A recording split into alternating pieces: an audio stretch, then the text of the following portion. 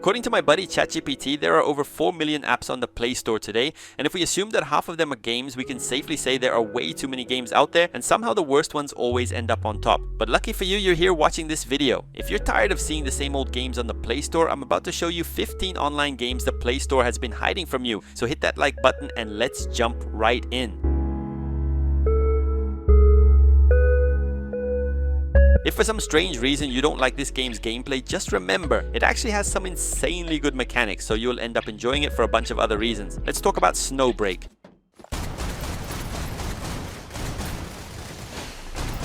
Bang.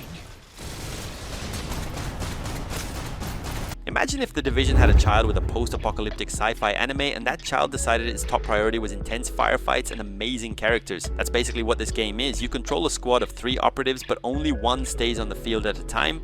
The secret? Quick swapping and support skills. You're there unloading an LMG with one character, then with a single tap another one jumps in just to throw an ice grenade and disappears again. Kind of like an RPG system, but this one is fully focused on shooting. I'll be honest with you, the developers listen to the fans, the skins and character interactions are getting more and more detailed, really aiming to please players who love the characters. If you enjoy collecting waifus and having more romantic close interactions at the base, this game delivers way more than the average title today.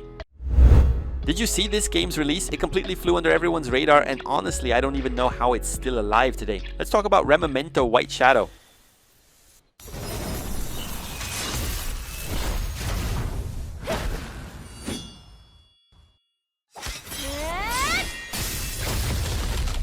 This one is for people who love putting their brain to work but without losing that top tier anime style. If you enjoy the vibe of Honkai, Star Rail or Epic 7 but with a more mysterious tone, this game fits perfectly. The big twist here isn't just waiting for your turn. You have an MP system, either shared or individual depending on your build, that controls the flow of combat, and because of that, the turn-based gameplay works extremely well. You always have to think carefully about which skill to use, and unlike some turn-based RPGs that are just menus, here you actually walk around the world, solve puzzles and find hidden chests. It's that cozy exploration that lets you relax between the intense battles, and that's without even mentioning the story and the huge cast of characters.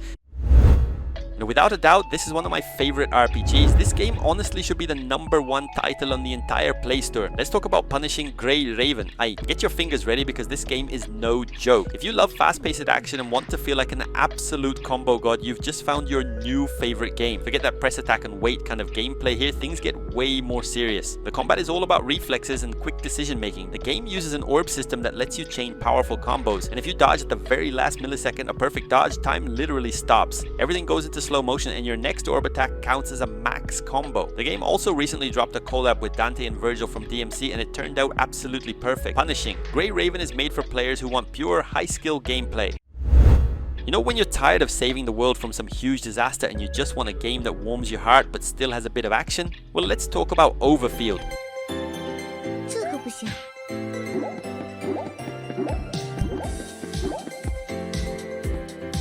The brilliant idea here is that you explore maps that look like living dioramas or tiny toy worlds. Everything is vibrant, colorful, and honestly just beautiful to look at. Don't expect finger-breaking combos like in Punishing Grey Raven. The action here is smooth, colorful, and very accessible. You build a squad with abilities that feel more like magical playtime than actual battlefield skills. There is action, but it's simple and relaxing. The game really encourages interaction too. You've got beach barbecues, sand soccer, swings where you can sit and chill with your friends. It's the kind of game you open after a stressful day just to unwind with the crew. It's a shame it's a bit forgotten on the Play Store, but to be fair, it's still a pretty new game.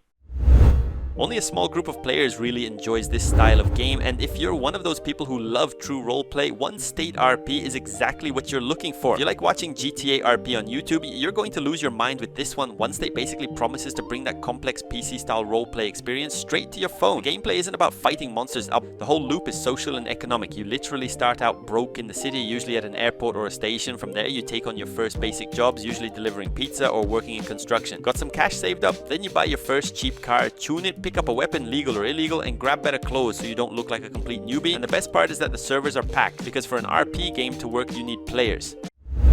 This game is hidden on the Play Store for one simple reason, okay? Its name is in Japanese, so it's hard to find. Let's talk about Morikomori Life.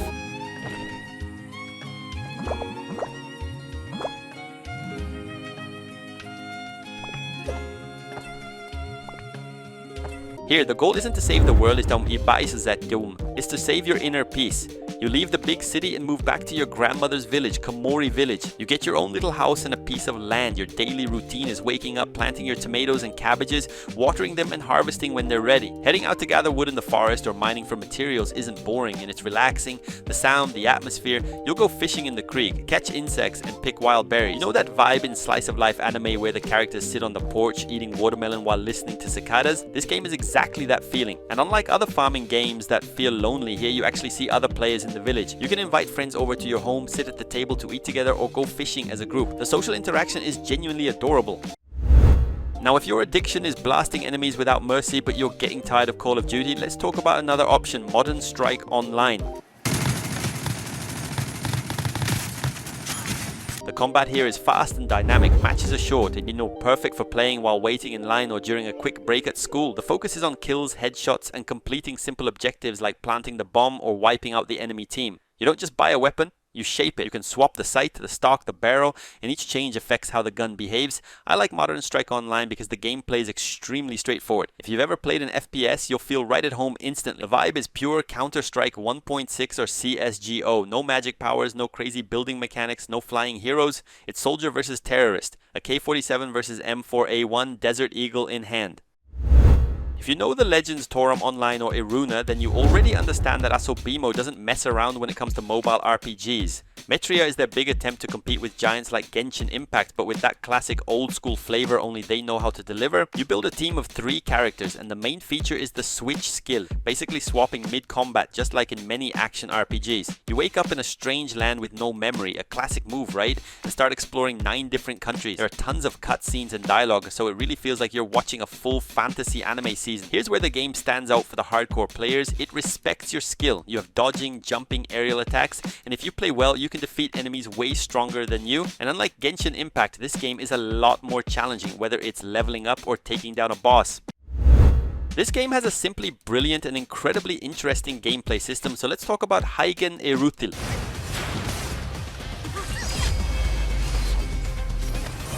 Return to dust.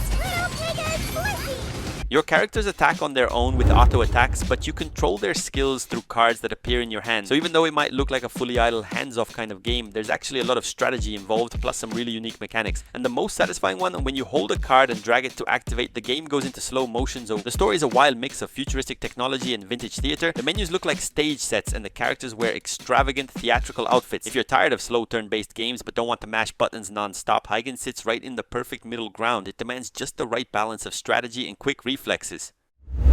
When this game launched on mobile, it actually got pretty popular, but nowadays it's almost forgotten. Let's talk about ETHERIA Restart. It kind of feels like Honkai's system, but with a heavier sci-fi vibe. You build a team of 4 animes, your digital heroes, and your goal is of course to win the battle. Unlike other games where speed is just who hits first, here you have skills that push the enemy's turn back or pull your own turn forward. Controlling the tempo of the fight is more important than raw damage, but I have to be honest, ETHERIA Restart doesn't really reinvent anything. There's nothing extremely new or groundbreaking here, and it's actually pretty generic in a lot of ways, but it's the kind of generic that works really well. And even with tons of other turn-based RPGs on the Playstore, ETHERIA Restart is still one of the best.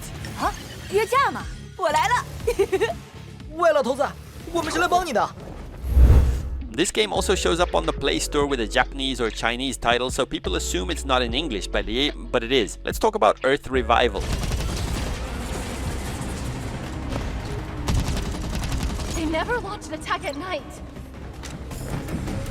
This game is, without exaggeration, one of the most polished and beautiful sci-fi survival titles out there right now. It's that perfect mix of chopping wood to make a campfire and putting on an Iron Man style suit to blow up aliens. Yes, you'll be hitting rocks and trees. You need materials to build your base, craft ammo, and cook food. You've got hunger, thirst, and health meters just like any classic survival game, but the shooting, it feels amazing. The weapons are futuristic, packed with special abilities and things like freezing enemies or dropping energy shields. You head out on missions to clear infested zones and join public events with other players around the map. And without a doubt, what makes it so interesting is the strong online and multiplayer focus, plus its absolutely gorgeous open world. Mo, I know you've probably seen a bunch of Android kart games and think they're all the same, but let's talk about this one, Disney SPEEDSTORM. The gameplay loop is addictive because it mixes racing with RPG elements. Yes, your racers actually have levels. It's not just about picking the cutest character. Each one has a class that completely changes how they play. Brawler gains boost by hitting other racers. Speedster gains boost from speed pads. Trickster gains boost by drifting, Defender gains boost by drafting behind opponents. You also equip crew members like Mushu from Mulan who Kobebat Zai Saupas Bali Bokumus Zau who give passive stat bonuses to your cart. It's basically an equipment system disguised as adorable supporting characters. So yeah, it's a kart racer, but a completely different kind of kart racer, and honestly I don't know anyone who actually plays it, which makes it feel even more unique. A unique and beautifully animated roguelike with lots of cool characters. Let me show you DELITHE Last Memories. You control one of the dolls here with the warrior girls and dive into dungeons filled with monsters.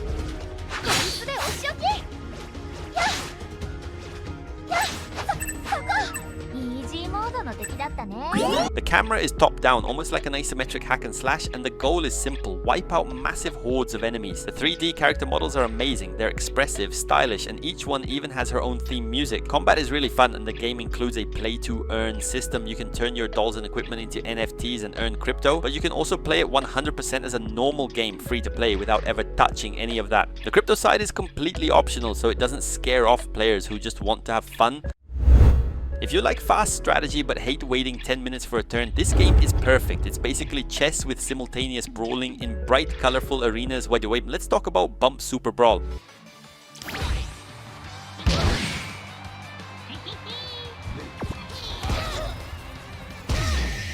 Here, your brain has to be quick because you only get 30 seconds to think. Your goal is to take down all 3 enemies on the battlefield as fast as possible. You and your opponent plan your moves at the same time. When the timer hits 0, everyone acts at once. Every time your character bumps into an enemy, they trigger an attack. The name isn't a joke, by bumping is everything. Besides dealing damage, you can shove enemies into holes, spike traps, or push them out of control zones. Positioning is just as important as lowering their HP. This game isn't about who has the strongest unit, though it helps. It's about who can read the opponent better. Predicting enemy movement is the real key to victory. Android always seems to hype up a game before launch, and the moment it finally comes out, it gets forgot fast, and the latest game to go through that cycle is Blue Protocol.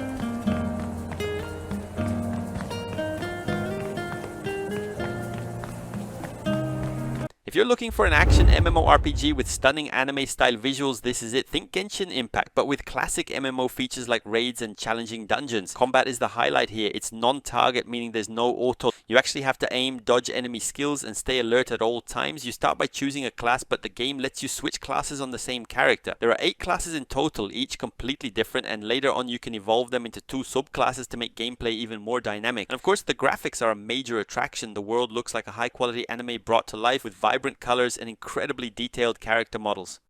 And that's it for today's video. If you enjoyed it, don't forget to like and subscribe. Thanks for watching, and I'll see you in the next one.